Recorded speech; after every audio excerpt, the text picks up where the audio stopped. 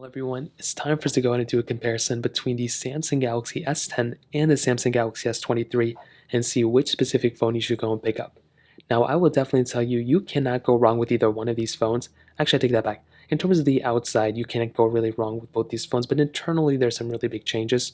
So if you want to pick up some phones I would recommend this year, links will be down in the description. You can get them from there. You can help support the channel at the same time. Now, side by side, you can actually definitely tell there are some key differences, but it's not as big of a difference as like you might actually expect. Now, in the front of the Samsung Galaxy S10, this display is still one of my favorite things about it. You have a 6.1-inch dynamic AMOLED display, and this was by far one of my favorite displays Samsung ever made. It was very good, it was very sharp, and even when I look at it now, I just think to myself that Samsung just completely knocked it out of the park. Now with this type of display, you do get the hole punch display, but it's on the top right. This was the first time on a Galaxy S that we saw it, which was really cool. And it's a curved display as well. So on the side it does curve out a little bit, which is actually super nice. Some people like it, some people don't. Personally, I actually like it. Samsung did actually end up removing it like 2 generations after this phone. But on the S23, you do get a little bit of the same size 6.1-inch dynamic AMOLED display. It's 1080p, so it is actually a low resolution than what we're getting on the Galaxy S10, which is funny. But it is a 120Hz panel, so it is a better panel overall on the Galaxy S23 than on the Galaxy S10. But it's still insane how good of a camera quality or how good the screen quality is on the Galaxy S10. Center hole punch display too, 120Hz looks beautiful. So definitely I'd probably say the S23 looks better, but I do miss the curved glass like we had on the Galaxy S10. Now in terms of thinness and thickness, this is another really good advantage with the Galaxy S10, was that the phone felt so thin. Even though it was a little bit thicker than it kind of felt like, the S10 is a little bit bigger in every dimension than the S23, as you guys can kind of tell. But I love that curved side on the S10. It makes it feel so thin. The S23 has this complete flat side. It's not completely flat, but it kind of is. And it's another cool thing if you're into it. Now on the Galaxy S10, we had the headphone jack at the bottom, USB Type-C, which is great. We also had a micro SD card slot on the Galaxy S10, which is crazy. Nowadays, we don't really have anything like that even remotely close, but then we did have it, which is pretty crazy. Now on the back, we do have a little bit of a different layout as well. So you can see that the camera module on the back of the Galaxy S23 is like centered down, where the Galaxy S10 was flat across. I think that was another cool thing. I think that in and of itself was a pretty cool thing too.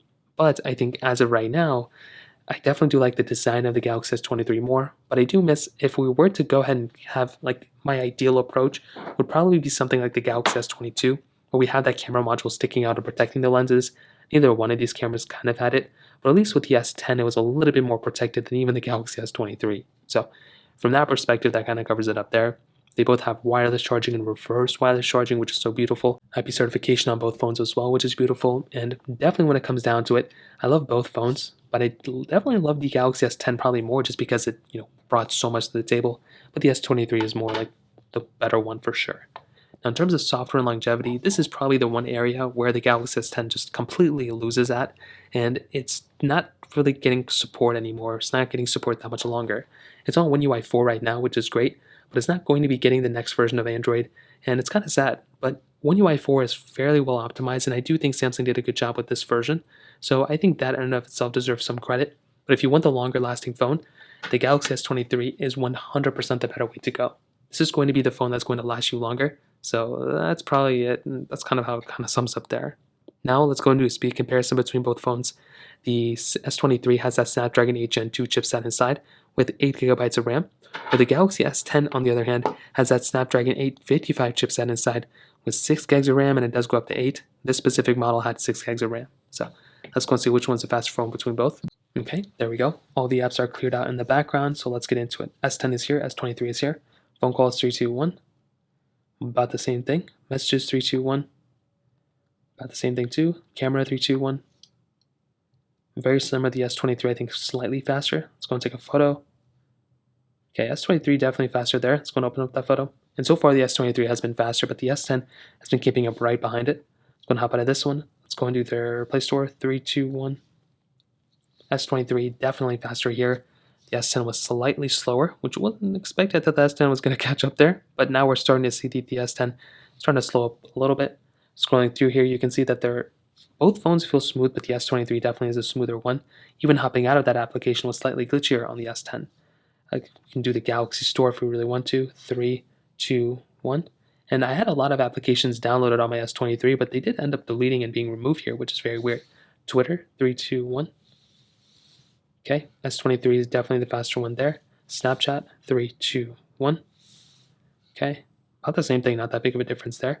Let's try Quizlet, 3, 2, 1. Okay, S23 definitely the faster one there as well. Hopping out of these ones, let's go and try Netflix, which we have somewhere. I guess we don't. Let's go and try Temple Run 2, which we have here. So I don't even know where half these applications went. They were all here not too long ago. Now they're all gone. Let's try Gallery, 3, 2, 1. Okay, let's try Game Launcher, 3, 2, 1. Okay, S10 definitely the faster one there, and you can definitely see where all these games are on both phones. So it's funny that all these games are no longer here. It's kind of confusing me. Hopping out of there, let's go and try something like the internet, 3, 2, 1. Okay, kind of covers that one up. Let's go and hop out of here. Let's try settings, 3, 2, 1. Okay, very roughly around the same thing. And I'll definitely tell you, between all these phones, I mean, the S23 is definitely going to be the faster one. That's kind of a given. But I'm actually surprised how good of a job the S10 kind of did today. You can even see during the animations, very fast phone still here. It's a shame that it's actually unsupported because it still is a very powerful phone. So in terms of that, that kind of covers it up there. Now, in the camera department, both these phones, I will say, there's a lot of similarity. The S23 is definitely the better one, but I'm surprised how well of a job Samsung did with the S10. So between both, you're getting triple camera setups on both, wide, ultra-wide telephoto lenses, but you are getting 4K at 60 on the front and the back, which is beautiful. But on the S23, you are getting 8K capability on the back of this lens, which is insane. It's overkill for a lot of people. Now, in the Galaxy S10's camera, like I said before, very solid lens for what you were getting. This thing had the capability of doing 0.5x zoom. It also had 10x zoom, which at that time was pretty decent. For a telephoto lens, I feel like they could have done a little bit better job at that moment. This was still a very good camera. You have portrait video here, you have portrait video here, single take, you have regular portrait mode, then portrait video, you have video, you have this more option, which has a lot more options, if you can believe it. And this is, one of those things where I look back at and I'm like surprised how good of a job Samsung did with this camera back then. But now I will definitely say this camera has aged beautifully. Right now we are in a very good situation where the Galaxy S23 sits kind of at the top of the top, if I'm being honest. So with a phone like the Galaxy S23, it's a very, very good camera. So for one, you're getting 30x zoom, so 3 times the amount of zoom on the Galaxy S23, but you are getting 0.6x, which is funny because it's less than what the 0.5x on the Galaxy S10. I don't really know what's going on there.